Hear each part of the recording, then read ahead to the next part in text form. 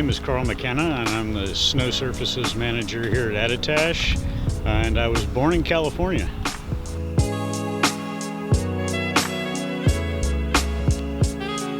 When I entered the industry, my home mountain was in Seven Springs, Pennsylvania, but I consider my home mountain to be Mammoth Mountain in California. That's where I learned to ski.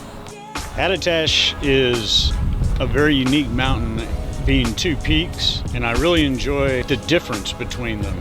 There's a difference in the snowmaking systems, there's a difference in the terrain. It's a different skill set to operate on each mountain.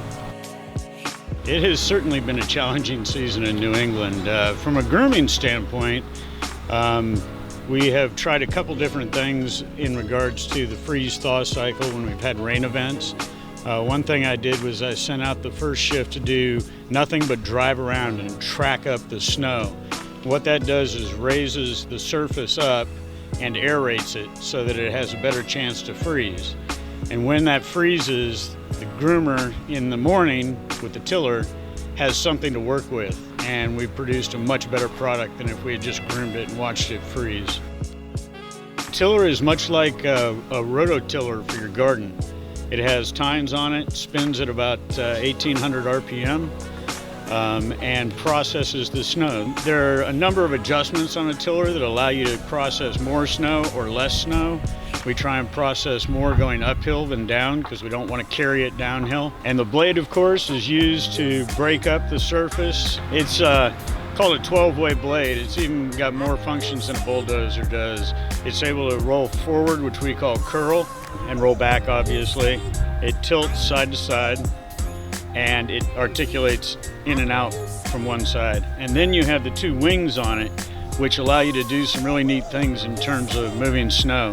So this is a good example of all the snow being on the downhill side of the slope. The slope has a little bit of a tilt to it, and we're probably 4 feet deep on the downhill side and less than a foot on the uphill side. So the cats need to come in and climb this side and use the blade to wing the snow over to the top.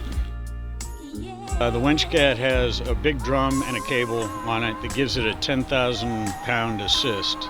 That cable will not pull you out of a ditch. The cat weighs more than 10,000 pounds, but it will allow you to push snow up extremely steep terrain. There's a lot of AC/DC in the cat especially in the winch cat when I'm climbing. Yep.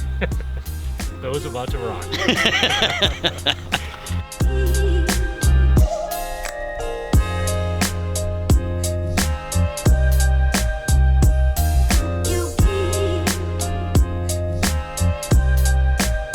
So I've seen a lot of different snowmaking and grooming operations, and it's really fun to learn new ideas that I have picked some up here in my first year here, but I also bring with me all the new ideas I've learned at the other places, so it's fun to do. So there's always some confusion about when a trail is finished, but after you spread the snow out on it, it's easy to figure out. You go pound a stake in it, and our target depth for most areas is 2 foot of man-made.